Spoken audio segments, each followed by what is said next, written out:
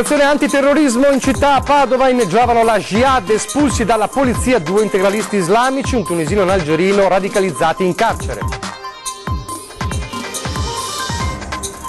Aggredito e picchiato da 2 spacciatori in stazione a Padova, la drammatica testimonianza della vittima. Questa zona è in mano alla criminalità, ma io non mi arrendo.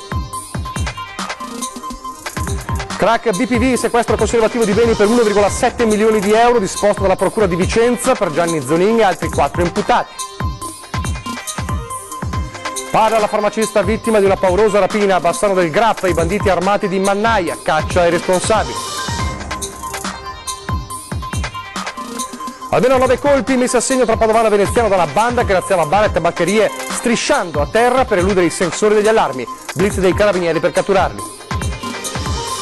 Altre autorità cinesi e europee riunite a Palazzo Ducale a Venezia per dare il via all'anno del turismo Europa-Cina. Il governatore Zaia e il sindaco Brugnaro furono il punto sui copiosi investimenti in arrivo dalla Cina. La mostra di Augusto Rodin a Treviso, presentato dal curatore Marco Goldin, l'allestimento di uno degli eventi che supporteranno maggiormente la candidatura del capoluogo della Marca a Capitale della Cultura 2020.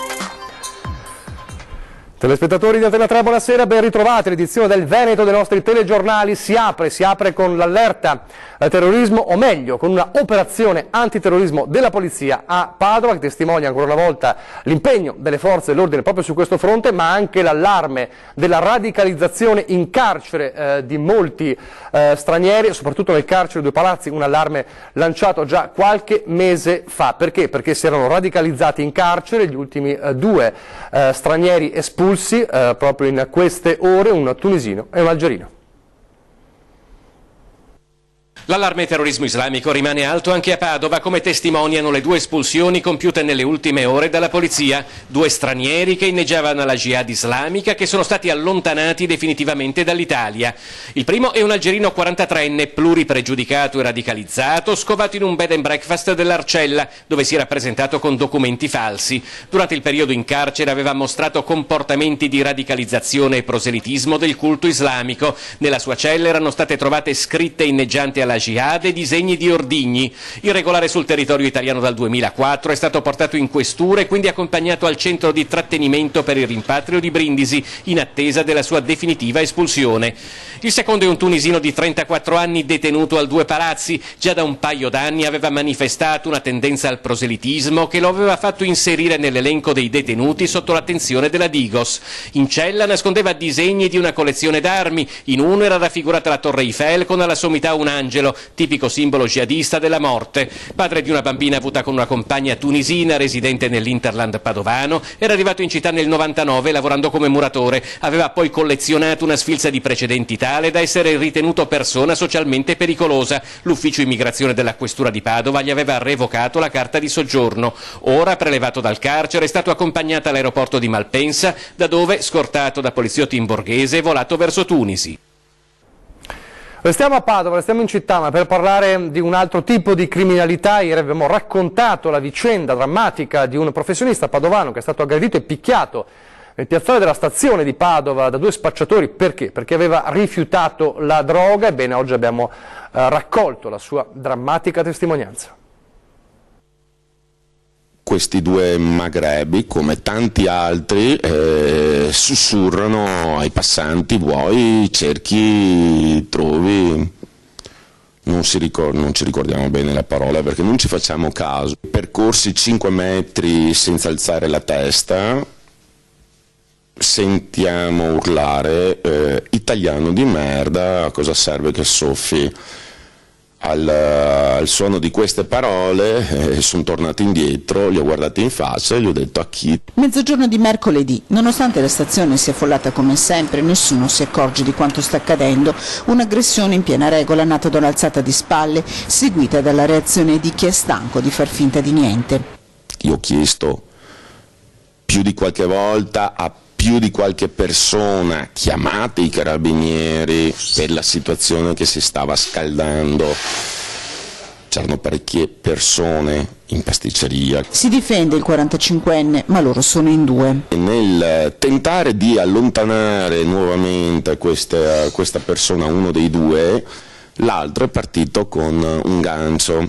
A quel punto mi rialzai, prendo una sedia, e comincio a difendermi con una sedia, perché erano in due, una a destra, una a sinistra. Un branco di lupi, così li definisce. Finalmente qualcuno interviene e chiama il 112, ma anche per lui sono minacce. Al che queste persone hanno intuito, questi due magrebbi hanno intuito che stava chiamando i carabinieri, si sono avvicinati a lui, gli hanno sputato addosso e l'hanno intimato di ammazzarlo se non metteva giù il telefono. Per i due tunisini scatta l'arresto, ma le conseguenze saranno leggere. Solo una notte al pronto soccorso per il professionista che nonostante tutto non vuole arrendersi. Non possiamo più continuare a camminare, tenere la testa bassa e continuare a dire sì, esistono e facciamo finta di niente, oggi facciamo finta di niente, domani. Loro hanno preso la posizione, sanno che facciamo finta di niente. Certo che la situazione è grave per tutte le famiglie che continuano a passeggiare, che dicono nella stazione non ci metto piede. Non ci metto piede perché ci sono gli spacciatori, comandano loro. Sta pensando di tappezzare i muri del piazzale con le foto dei suoi due aggressori. Sta pensando di andarsene da qui? Assolutamente no, non provate neanche a dirlo. È casa mia questa. Ed ora parliamo dell'inchiesta BPV, il crack BPV con la Guardia di Finanza questa mattina ha sequestrato dietro ordine della Procura beni per quasi 2 milioni di euro a 5 dei 7 indagati per il crack. Il grande blitz. Le fiamme gialle entrano in azione all'alba. Gli uomini del nucleo di polizia finanziaria si scatenano in una raffica di sequestri conservativi ordinati dal tribunale e richiesti dalla procura che indaga sul crack BPV. Il provvedimento sarebbe stato chiesto dai magistrati perché gli accertamenti svolti dagli investigatori avrebbero rilevato una serie di azioni di trasferimento e dismissione delle disponibilità patrimoniali da parte di alcuni imputati coinvolti nel processo, ancora in fase di udienza preliminare. Insomma, per la procura ci sarebbe la fondata ragione che possano disperdersi o mancare le garanzie per il pagamento della pena pecuniaria, delle spese di procedimento e di ogni altra somma dovuta all'erario dello Stato in relazione all'inchiesta. Così stamattina sono stati sequestrati beni per 1.700.000 euro a 5 dei 7 indagati chiamati a rispondere a vario titolo di ostacolo all'autorità di vigilanza, aggiotaggio e falso in prospetto.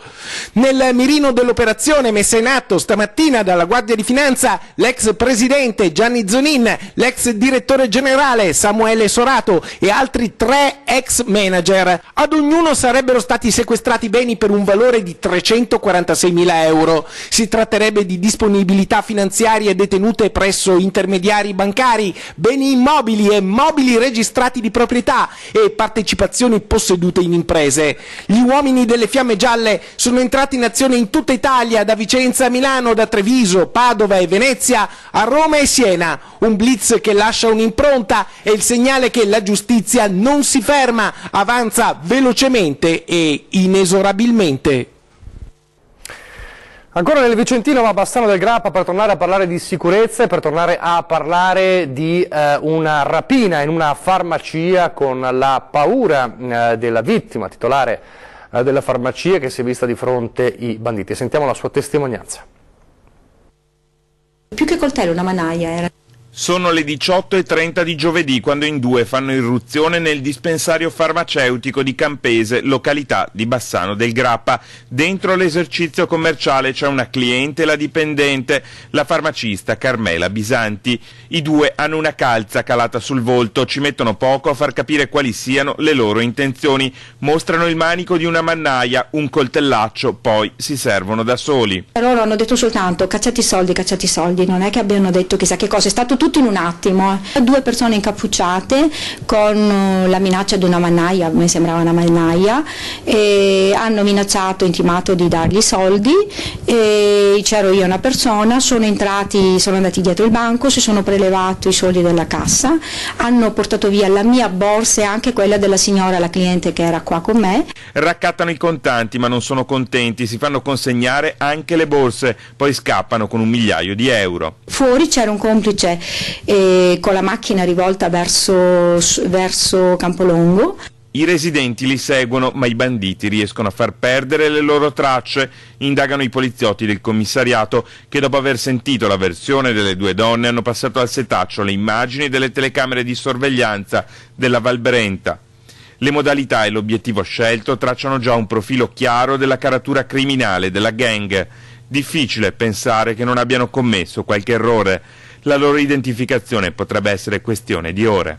È giusto che lo Stato prenda provvedimenti comunque, che la gente a casa sua viva serena e che a casa sua abbia il limite della casa, e che se io faccio qualcosa di reazione non debba poi andare in galera io per loro. A Mestre invece il titolare di una tabaccheria, rischiando davvero grosso, è il caso di dirlo, è riuscito a mettere in fuga un rapinatore armato di pistola. Ennesimo tentativo di rapina a Mestre. Ad essere presa di mira un'altra volta la tabaccheria di Chirignago, giovedì alle 8 del mattino. Abbiamo ricevuto al 113 una telefonata da parte del titolare di una tabaccheria sita in Chirignago, il quale riferiva di aver appena subito un tentativo di rapina a mano armata. In particolare un ragazzo travisato era entrato nel suo esercizio e aveva appoggiato una pistola sul bancone e gli aveva chiesto di consegnargli i soldi. Il titolare però non si è fatto intimorire, probabilmente saturo di essere vittima di rapinatori, rispondendo con freddezza. Il titolare ha riferito al ragazzo che avrebbe consegnato i soldi solo all'arrivo della polizia. Questo fortunatamente ha fatto desistere il ragazzo, che quindi si è dato alla fuga. Il titolare è già stato rapinato, questo forse può spiegare anche la sua reazione particolarmente fredda. Ricordiamoci che è una reazione comunque che lo ha esposto ad un pericolo, perché la persona non è reagito ma avrebbe potuto reagire. L'importante comunque è allertare subito le forze dell'ordine quando succedono questi episodi. E così ha fatto. Fondamentale la descrizione del 20enne italiano tossicodipendente che è stata fornita alla polizia, che di lì a poco l'ha trovato. Una volante ha visto presso il SERT un'auto parcheggiata male, ha intuito che potesse essere quella del rapinatore che voleva nascondersi, ed effettivamente poi è stato ritrovato all'interno del SERT un ragazzo con l'abbigliamento corrispondente a quello descritto, e poi le perquisizioni dell'auto e del ragazzo hanno dato esito positivo, perché hanno consentito di trovare per l'appunto la pistola, la sciarpa con cui si era travisato. Non erano rapinatori ma ladri, e razziavano tabaccherie e bar, e lo facevano con un sistema particolare, molto ingegnoso, cioè strisciavano per poter eludere i sensori degli allarmi. Nonostante questo, nonostante almeno 9 colpi accertati, i carabinieri li hanno presi. Atleticamente preparati come Marines strisciavano pancia a terra sui pavimenti di bar e sale scommesse del Piovese e del Veneziano per eludere i rilevatori degli impianti d'allarme. Nello zainetto gli arnesi per scassinare le slot machine, fuori sempre un palo. 2 gli arrestati dai carabinieri di Padova a Legnaro e Chioggia, una coppia di romeni di 28 e 31 anni. 9 i colpi che avrebbero messo a segno tra il dicembre 2016 e lo scorso ottobre tra Codevigo, Vigo Rovea, Sant'Angelo di Piove e Brugine nel Padovano, Campalto e Cavallino Treporti nel Veneziano. Tutti con questa tecnica strisciante. Il GIP della Procura di Padova ne ha ordinato l'arresto per furto aggravato e rapina aggravata. I 2, oltre che dei contanti delle macchinette, si impossessavano di sigarette, gratta e vince e liquori.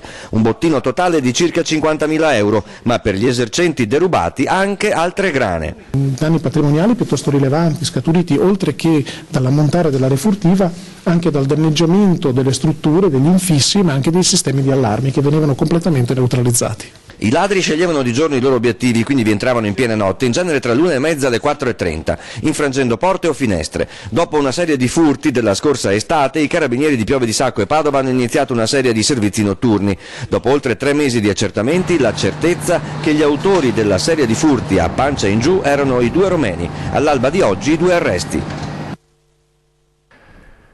È stato individuato stamane nel gruppo del Lago Rai, nel Trentino orientale, il corpo senza vita dello sci alpinista scomparso ieri mentre era impegnato in un'escursione verso Cima Cavallara, Stefano Mottes, 48enne di Feltre. L'allarme era scattato in serata, nella serata di ieri, quando i compagni di escursione appartenenti all'associazione sportiva feltrina non lo avevano visto tornare a valle. Sono state sospese le ricerche nella notte. Gli uomini di soccorso alpino, insieme ai vigili del fuoco e guardie di finanza, hanno ripreso stamane il le ricerche e purtroppo il corpo è stato trovato in fondo a un canalone. Piena vicinanza e solidarietà a tutto il personale di bordo, ultimamente chiamato a svolgere in condizioni spesso difficili un'attività estremamente delicata e complessa per garantire sempre l'incolumità dei viaggiatori. La esprime oggi in una nota Trenitalia in riferimento alla vicenda del capotreno condannato per aver fatto scendere un passeggero con un biglietto irregolare. Abbiamo raccontato ieri questa davvero incredibile vicenda. Si conferma peraltro da Trenitalia la massima fiducia e rispetto nell'operato dell'autorità giudiziaria, ma la vicenda, che ha fatto davvero il giro d'Italia, continua a indignare la gente. Penso che sia una cosa giusta far rispettare la legge per prima cosa, quindi è assurdo. Questo non è giusto, insomma. Mi sembra una cosa veramente esagerata, effettivamente. Dopo lo sdegno delle istituzioni, lo sdegno della gente. Non va condannato, scusa se. Tutti quelli che montano sempre senza biglietto, noi fessi paghiamo il biglietto. L'odissea del 51enne capotreno trevigiano, residente a Selvazzano nel Padovano, sembra essere diventato quasi il simbolo in queste ore del paradosso della legalità. Condannato per violenza privata e a rischio procedimento per abuso d'ufficio, e tutto per aver fatto scendere un viaggiatore che non aveva esibito il biglietto. Dopo un violento diverbio sul ticket irregolare, sfociato in botte e minacce, ha fatto scendere un nigeriano di Cadoneghe appoggiando sulla pensilina i suoi effetti personali. Da qui la violenza privata, risultato condanna a 20 giorni mentre dello straniero non c'è più traccia, essendo stato espulso dall'Italia tempo fa. Ciò che fa rabbia è l'aver punito chi stava agendo nell'esercizio delle sue funzioni. Ha fatto bene, ha fatto il suo dovere. Penso che abbia fatto il suo lavoro. Addirittura condannarlo mi sembra un po' esagerato. E la gente sottolinea un altro aspetto non di poco conto, il disagio che chi lavora sui treni e mezzi pubblici prova ogni giorno. Un allarme lanciato anche dai sindacati, aggressioni quasi quotidiane, ormai nel più assordante silenzio. Mi sembra che un po' si sente tanti qui casi che non si sta neanche più in lavoro. Ed ora il nuovo caso di presunte molestie in una scuola trevigiana. Sotto inchiesta un altro insegnante dopo la vicenda che abbiamo raccontato in questi giorni. Stavolta si tratterebbe di una scuola media. Ad accusarlo di fatti risalenti a 10 anni fa, 3 ragazze, oggi maggiorenni. Gli adulti sono sempre un esempio per gli alunni ed essere un esempio di questo tipo fa veramente scadere la categoria. Commenta così Antonio Chiarparin, storico dirigente scolastico trevigiano, il nuovo caso di un professore accusato di molestie nei confronti delle sue allieve, non nella scuola superiore come il docente del Duca degli Abruzzi sotto inchiesta per i messaggi e le foto a sfondo sessuale scambiati con una sedicenne, ma addirittura in una scuola media cittadina, fatti risalenti a 10 anni fa, denunciati solo l'estate scorsa, da 3 ex alunne di un 50enne di Mestre insegnante di musica. Le 3 ragazze ora maggiorenni non si conoscerebbero tra loro, ma tutte avrebbero parlato di approcci proibiti, di contatti fisici da parte di quel professore che la scuola, malgrado il magistrato non l'avesse chiesto, ha deciso dopo le denunce di sospendere. La procura sta studiando il da farsi, le indagini sono chiuse ma ancora non è stato deciso se chiedere il rinvio a giudizio del 50enne. Complesso provare a distanza di 10 anni quei fatti. Lui d'altro canto nega, ma ad accusarlo sono in 3. Di certo l'episodio scuote nuovamente la scuola trevigiana. Ormai non ci sono limiti a cosa può capitare nella scuola perché può capitare di tutto, però l'intervento nostro come prevenzione è difficile che ci sia. Raccomandiamo sicuramente di non dare cellulari personali o cose agli studenti ma anche ai genitori, però non sempre ascoltano perché a volte diventa semplice comunicare con la famiglia, però in questo modo c'è il rovescio della medaglia che ti fa entrare dentro in un meccanismo che forse non sempre sei in grado o vuoi controllare. Da qui l'accorato invito alle famiglie. Di essere più vigili e se comprano una Ferrari al proprio figlio controllare che la guidi sotto i 50 all'ora, mi riferisco ai telefonini super accessoriati. A Venezia ora per parlare dell'avvio dell'anno del turismo Europa-Cina. Stamane alte autorità cinesi ed europee si sono riunite a Palazzo Ducale, presente anche il governatore del Veneto Luca Zaia e il sindaco di Venezia Luigi Brugnaro, che hanno fatto il punto sui copiosi investimenti in arrivo proprio dalla Cina sul nostro territorio. Non è un caso che si sia scelta Venezia per l'inaugurazione dell'anno del turismo Europa-Cina, andato in scena in mattinata a Palazzo Ducale. Il ruolo storico di Porta d'Europa, conquistato ai tempi della Serenissima, non è mai venuto meno, come dimostrano i numeri dei visitatori provenienti dall'estremo oriente. Il turismo cinese pesa per circa 800.000 presenze all'anno qui in Veneto, cresce dell'11-12% ed è per noi una grande occasione, visto considerato che i cinesi in Veneto dal punto di vista turistico rappresentano la sesta comunità. Sarebbe però scorretto, aggiunge il sindaco Luigi Brugnaro, pensare che i rapporti di Venezia con la Cina si limitino all'ambito del turismo. Queste giornate per noi sono una grande occasione di incontro con potenziali investitori e i capitali cinesi sono fondamentali nella rinascita di Porto Marghera come sito industriale. Ieri al Teatro La Fenice ho incontrato degli investitori cinesi per parlare di investimenti sui porti. Al seguito di questa giornata ci sarà una grossa riunione di investitori perché la Via della Seta è tutto un racconto diverso, economico, che mette la logistica al primo posto, una logistica avanzata. Questa è la vocazione di Porto Marghera, conferma il governatore Luca Zaia, e dobbiamo finirla con le suggestioni diverse. Perciò ho voluto fortemente la candidatura di quest'area a ospitare il polo scientifico per la ricerca sulla fusione nucleare. Dobbiamo investire su attività che siano ovviamente pulite, attività che non inquinino, attività che aprano un nuovo corso e una di queste attività io l'ho identificata al nuovo centro per la fusione nucleare. È nato da un ragionamento fatto da sottoscritto assieme al professor Rizzuto, il preside e il rettore di Padova, e penso che su questa direzione noi dobbiamo investire. Stiamo lavorando, sono ore cruciali e comunque la candidatura del Veneto per questo centro ci sarà. Adesso la pubblicità, poi ancora servizi dal Veneto.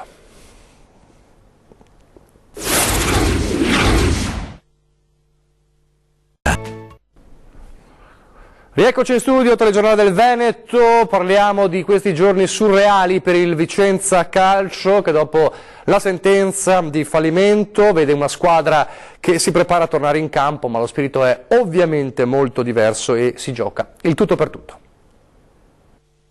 È arrivata una boccata d'aria, avevamo bisogno di aria, noi aria fresca e sappiamo che assolutamente non è risolto niente, però da essere morti a essere vivi e cominciare a parlare di calcio la differenza è molta. Finalmente i biancorossi vedono la luce, anche se ancora a livello di lumicino, in fondo al tunnel. La sentenza di fallimento della società Vicenza Calcio emessa dal Tribunale Berico ha il vantaggio di portare chiarezza. L'esercizio provvisorio consente alla squadra di continuare il campionato e si spera possa dare sicurezza a quei giocatori che avevano pensato di svincolarsi. La positività e l'entusiasmo che vedo in questo momento anche intorno alla squadra, sia a livello di città che a livello di nuove figure, dia quel motivo in più per rimanere, per restare qua. Lo spirito è tornato alto e la squadra è compatta. Ripartono i biancorossi con 4 punti di penalizzazione che arriveranno dalla partita non giocata di Coppa Italia e con un penultimo posto in classifica. Una strada tutta in salita, ne sono coscienti, ancora una volta tocca a loro fare la differenza. Siamo di nuovo noi a dover rimettere in sesto questa stagione, ma ci andremo con la testa giusta perché, ripeto, non ci spaventa niente. Non nascondere difficoltà a mister Zanini, la squadra pur allenandosi ogni giorno non ha il polso della condizione fisica in campo di fronte all'avversario, ma lo scoprirà presto a Teramo, dove ad Armanforte ci saranno anche i tifosi. I tifosi li posso solo che ringraziare, punto, perché stanno chiedere di più, non me la sento perché più di così. Tifosi che si ritroveranno prima della trasferta al Teatro Astra a Vicenza, dove sarà presente anche il primo cittadino Achille Variati, a loro il suo pensiero. I tifosi stasera dirò: guardate che il futuro del Vicenza Calcio sta anche nelle vostre mani. Cambiamo argomento, non è certo una buona notizia per i picchi di smog di questi giorni, ma certo qualcuno, e più di qualcuno, sorriderà per il fatto che i prossimi giorni saranno caratterizzati ancora dal bel tempo. Sentiamo il nostro esperto meteo. La nostra regione si trova interessata da un campo di alta pressione, l'anticiclone delle Azzorre, che porterà e continuerà a portare il bel tempo asciutto e prevalentemente soleggiato anche per il weekend che stiamo per vivere. Dunque un fine settimana con il bel tempo continuo, l'assenza di precipitazioni, e non sarà soltanto una questione di weekend. Ma soprattutto anche tutta la prossima settimana, quando l'alta pressione si rafforzerà ulteriormente. Ci sarà la possibile formazione di foschie o nebbie mattutine. Temperature stabili, nella notte la colonia di mercurio è destinata a scendere in qualche occasione con delle gelate, un'assenza di piogge che continuerà. Vivremo un altro periodo secco, altri 10 giorni senza piogge, soprattutto senza neve. Ed ora a Treviso per l'attesissima presentazione della mostra di Auguste Rodin. Eccola dai chiostri alla sala Ipogea come si presenterà ai visitatori la mostra dedicata allo scultore Auguste Rodin che aprirà il 24 febbraio al Museo di Santa Caterina. Opere che inizieranno ad arrivare a Treviso il 13 febbraio, dopo che il primo gli ispettori del Ministero della Cultura francese effettueranno un sopralluogo per accertarsi delle condizioni in cui le sculture saranno ospitate. Mostra che dopo gli impressionisti contribuirà a dare peso alla candidatura di Treviso a Capitale della Cultura 2020. Marco Goldin lo sa e si dice fiero. Le chance a ben vedere dovrebbero essere anche particolarmente alte, perché insomma, Treviso è una città che può mettere insieme un tessuto straordinario dal punto di vista culturale, economico, turistico, quindi credo che non abbia nulla da invidiare ad altre città. Poi quali saranno i percorsi della decisione non lo so, ma credo e auguro assolutamente alla mia città di ottenere questo risultato molto importante. 50 sculture, 23 opere su carta, 2 quadri, Munch e Monet, ma anche un'iniziativa per incentivare la conoscenza della Pinacoteca di Santa Caterina. Mi sembrava bella questa proposta che ho fatto al sindaco, all'assessore alla cultura, di far sì che i gruppi che portiamo in mostra da Rodin potessero anche visitare prima l'esposizione permanente della Pinacoteca, visto che aprirà il 22 di febbraio, quindi 2 giorni prima dell'apertura al pubblico della mostra di Rodin. E poi il filo diretto con il Bailo e le opere di Arturo Martini, oltre alla mostra dedicata a Gino Rossi. Il tutto in una Treviso che nel frattempo si è convenzionata per incentivare i reciproci visitatori con i musei di Venezia, Vittorio Veneto e Bassano del Grappa. Credo che sarà quello di Rodin un pubblico particolarmente interessato magari a fermarsi, a restare, ad approfondire, quindi mi sembrava anche l'occasione, non immaginando di avere ovviamente i 300.000 visitatori degli impressionisti, ma un pubblico più selezionato, l'occasione giusta per far conoscere in un modo diverso la città di Treviso e le cose belle che ha. Siamo in chiusura e vi ricordo l'appuntamento con 20:10 dopo il telegiornale di Treviso, riflettori puntati sul futuro del porto di Venezia, gli investimenti, i progetti, il tema grandi navi. In studio c'è il presidente dell'autorità portuale, Pino Musolino. Ed è davvero tutto, vi lascio le previsioni del tempo, grazie per averci seguito e arrivederci.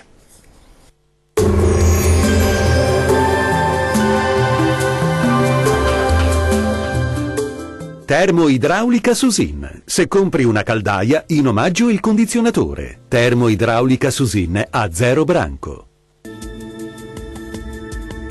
Tempo asciutto e stabile sulle nostre regioni, sarà infatti un sabato all'insegna del sole un po' ovunque. Vediamo insieme il dettaglio del 20 gennaio. Sul Veneto ampio soleggiamento con il cielo che si presenterà poco o parzialmente nuvoloso. Qualche nube in più nella seconda parte della giornata, anche con qualche debole pioggia sul Bellunese in serata. Diamo ora uno sguardo all'andamento delle temperature, le massime saranno comprese tra 6 e 9 gradi, valori minimi oscillanti tra -2 e 1 grado circa. Spostiamoci ora a vedere che tempo farà sul Friuli Venezia Giulia. Anche qui sarà una bella giornata di sole, il cielo si presenterà sereno nella prima parte della giornata, cielo poco nuvoloso al pomeriggio con qualche pioggia sparsa entro sera-notte, ma in genere di debole intensità. Temperature massime tra 8 e 11 gradi, valori minimi tra -1 e 2 gradi circa. Concludiamo infine con uno sguardo alla situazione del Trentino Alto Adige. Soleggiato sulla nostra regione con cielo poco o parzialmente nuvoloso, specie al mattino. Col passare delle ore più nubi un po' ovunque, anche con locali nevicate sui settori di confine a bassa quota. Temperature massime tra 9 e 10 gradi, minime tra 1 e 2 gradi. Il mare sarà quasi calmo sulle coste e poco mosso al largo, i venti moderati meridionali. Dal meteo di Antenna 3 è tutto, arrivederci!